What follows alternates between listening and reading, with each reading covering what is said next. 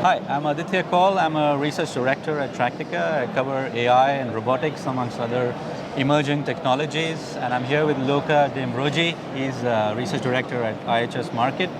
And just wanted to ask Luca, what are some of the areas that you cover within the AI space? I believe you're also focused on AI. Yeah, absolutely. So AI is the most interesting topic in the last 5 years, I would say, and it's here for good, here to stay for long.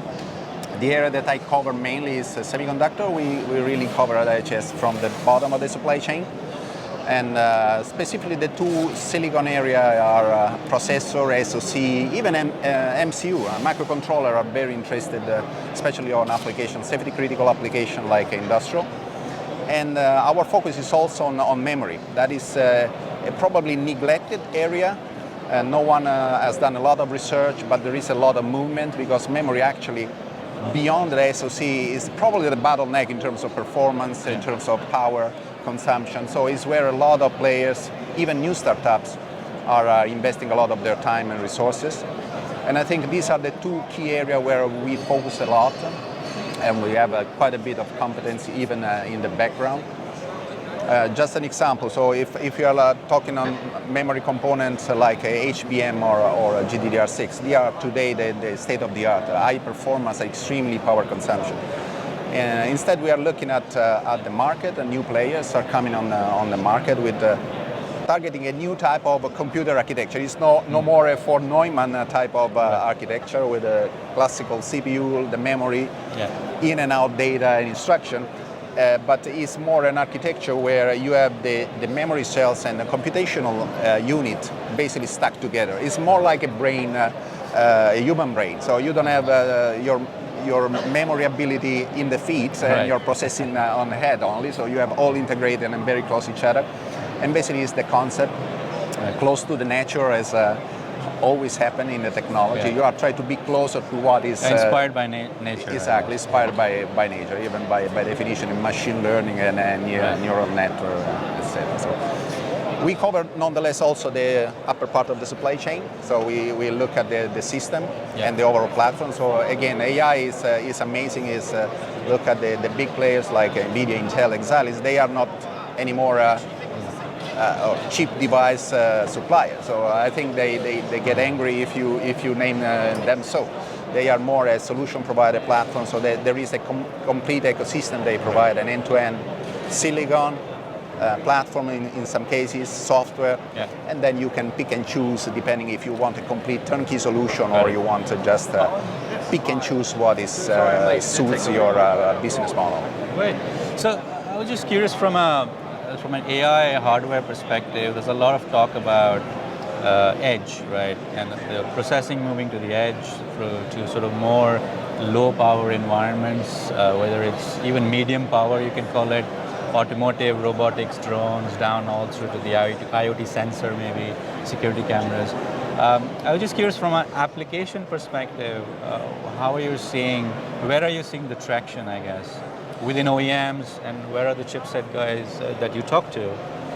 Where are they focusing their efforts? This is a very complex question. So I don't think there is a really unique focus. So again, AI and machine learning specifically is at its infancy. I'm pretty sure about this. And also the movement in the silicon, as I said before, is not affecting just the big processing powerful SoC like NVIDIA, Intel, but if you look down to the lower processing capable unit like the microcontroller, you see that there is an effort from the traditional semiconductor player like NXP, ST, Infineon to tackle this direction, because there is a huge opportunity in manufacturing, industrial, where you have a requirement for safety critical application. That means you have to have a really reliable component. Latency is an issue, so you have real time, and power consumption. At the end, don't forget cost, that unfortunately drives our industry. And so if you are able to provide in your portfolio a complete spectrum, going from microcontroller to SoC, even in terms of memory, so I think you cover the complete industry. I don't think there is a specific one that is let's say, juicier, probably. Yeah. So there are a lot. Yeah. Machine vision is clearly one of those. Yeah. Maybe even considering, for example, HMI, human machine interface, and smart speaker. Yeah. This this industry or this domain has a clear business model, because you can apply immediately AI, take advantage of the added value AI brings without having too many bottlenecks related to safety, related to expensive algorithms or safety critical data. These are a lot of issues that instead are topic really that are concerning the industry. For automotive, for example, is safety critical or not? Can you cope with the undeterministic behavior of the neural network, for example? These are some concern, and so HMI and smart speaker, for example, that is a no-brainer, and this is why we are talking about 20 billion revenue in the next couple of years. So it's growing really fast. Right. Maybe one last question was around, there is this whole trend around do your own chipset, right? So Google is doing it, Alibaba, a lot of the Chinese companies are making their own chipsets. Right now it's mostly focused on data centers and cloud, right? But then Google also has their edge TPU. Huawei is trying to do the same with.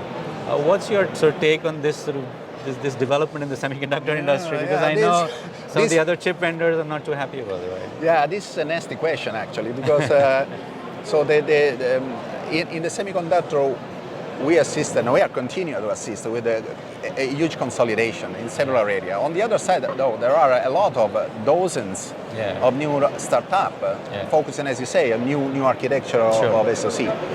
And not the usual incumbent like the NVIDIA and Intel, but we are talking, as you said, people that you might not think to do silicon, like Amazon, Tesla. And I think, I don't know if there is a clear business model. Sometimes I struggle myself, because especially if you're looking at high-performing computing like a component like Tesla created, it makes sense from their having a captive silicon without buying from other, so prolong the supply chain. Right. But on the other side, produce a 12 nanometer, 16 nanometer device, it costs a fortune. And I don't know if the business model behind, with the amount of vehicle that Tesla might produce, is sustainable. And that must be something more. You might think to create your own SoC, having a broader market in mind, because otherwise your return on investment might have some issue. And this is what my concern is in some of those cases of the startup launching this. Thank you so much, Luca. Thank you very much. We're going to have, I think, lots of interesting times ahead, I guess. Yeah, it's a great conference. Thank you for the invitation. Thank you. Thank you.